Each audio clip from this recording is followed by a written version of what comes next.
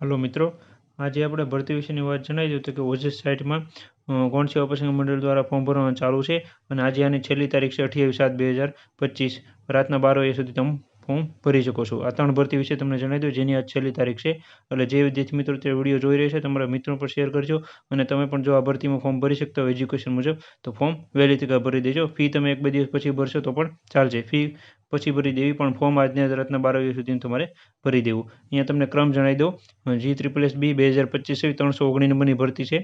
નામ એનું technical assistant, વર્ગ 3 છે અને કુલ જગ્યાઓ 8 છે। જગ્યાઓ ભલે ઓછી હોય તોય તમારે ફોર્મ ભરવું, ખાસ એક ધ્યાનમાં રાખવું। હવે એમાં બે ભાગ છે, એક એન્જિનિયરિંગવાળા અને બીજા ડિપ્લોમાવાળા। તો એન્જિનિયરિંગવાળા હોય છે અને ખાલી એન્જિનિયરિંગ ડિગ્રી કરેલી હોય છે તે લોકો ફોર્મ ભરી શકે છે અને એ જ બધી ડિગ્રીઓ તમે જે છે એ ડિપ્લોમાવાળાએ કરેલું હોય, ડિપ્લોમા ઇન એન્જિનિયરિંગ, તો એમાં ખાલી 2 વર્ષનો એક્સપિરિયન્સ હોય તો જ તમે ફોર્મ ભરી શકો છો। ખાલી તમે ડિપ્લોમા ઇન એન્જિનિયરિંગ કરેલું હોય તો તમે ફોર્મ નથી ભરી શકતા। સબ્જેક્ટ જે એન્જિનિયરિંગ છે એ બધાય સરખા સબ્જેક્ટ છે। એ હું તમને જણાવી દઉં કયા કયા વિષય સાથે તમે એન્જિનિયરિંગ પાસ કરેલું હોય તે લોકોમાં ફોર્મ ભરી શકે છે।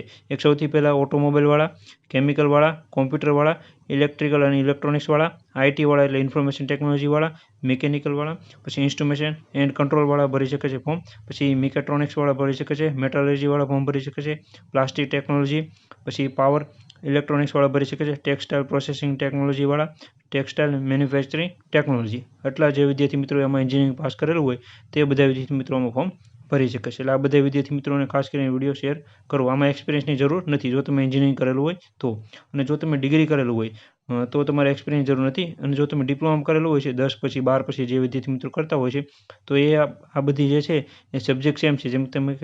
જેમ કે તમે કેમિકલમાં કરેલું હોય, કોમ્પ્યુટરમાં કરેલું હોય, ઓટોમોબાઈલમાં કરેલું હોય ડિપ્લોમા, પણ સાથે સાથે 2 વર્ષનો એક્સપિરિયન્સ હોવો જરૂરી છે, તે જ વિદ્યાર્થી મિત્રો ફોર્મ ભરી શકે છે, બાકી આમાં ફોર્મ નથી ભરી શકતા।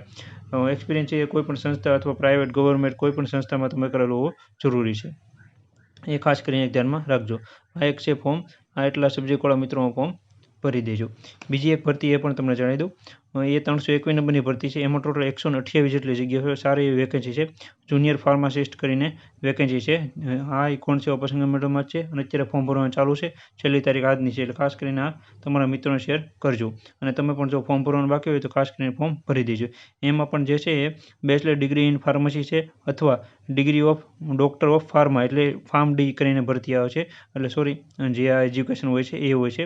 તો આ બે વિદ્યાર્થી મિત્રો ફોર્મ ભરી શકે છે જે એજ્યુકેશનવાળા ઓર ડિપ્લોમા ઇન ફાર્મસી કરેલું હોવું જરૂરી છે અને 2 વર્ષનો એક્સપિરિયન્સ હોવો જરૂરી છે। જે રીતના આગળની ભરતીમાં આપણે વાત કરી એ જ મુજબ આમાં ડિપ્લોમા તમે કરેલું હોય તો એક્સપિરિયન્સ દરેક ભરતીમાં માગશે જ તે। જો તમે ડિગ્રી કરેલું છે તો તમારે એક્સપિરિયન્સ દેવાની જરૂર નહીં પડે, એટલે ખાસ કરીને એક ભરતી છે આમાં ફોર્મ ભરી દેજો।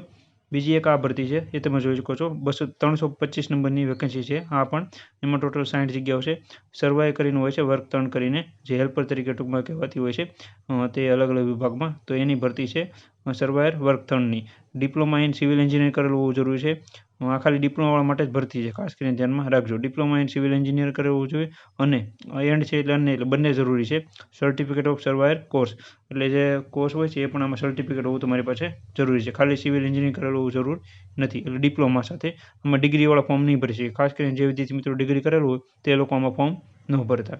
આવી રીતના એક 3 વેકેન્સી હતી અને આજે છેલ્લી તારીખ છે 28 તારીખ, એટલે ખાસ કરીને ફોર્મ ભરી દેજો। તમારા મિત્રોને શેર કરજો જેને આ બધી ડિગ્રી અથવા ભરતી લાગુ પડતી હોય, ભલે જગ્યા 8 હોય, 5 હોય, 2 હોય, 1 હોય તો પણ હું તો એમ કહું ફોર્મ તમારે ભરવું, પણ એક જગ્યામાં ખાસ કરીને તમારે ધ્યાન રાખવું કે કોના માટે છે। જો જનરલવાળા માટે હોય તો બધા વિદ્યાર્થી મિત્રોમાં ફોર્મ ભરી શકે છે। એનો પણ અલગથી એક વિડીયો બનાવી દઈશ કે કઈ રીતના તમારે ફોર્મ ભરતી વખતે ધ્યાનમાં થોડી માહિતી ધ્યાનમાં રાખવી જેથી કરીને તમારા ખોટા પૈસા અને સમય ન બગડે। આવી રીતના એક આ ભરતી વિશેની માહિતી હતી। વિડીયો ગમે તો લાઈક કરી આપજો, તમારા મિત્રોને શેર કરજો, ચેનલમાં ન હોય તો સબસ્ક્રાઈબ કરી આપજો, નવી ભરતી વિશેની માહિતી મળી જશે। અને આમાં બીજી કાંઈ ડિટેલની માહિતી જોતી હોય તો આપણે ટેલિગ્રામ ચેનલમાં મારી PDF મૂકી દીધી છે, તો ત્યાં જઈને તમે ડાઉનલોડ કરીને બીજી બધી ડિટેલ વાંચી શકો છો। Thank you.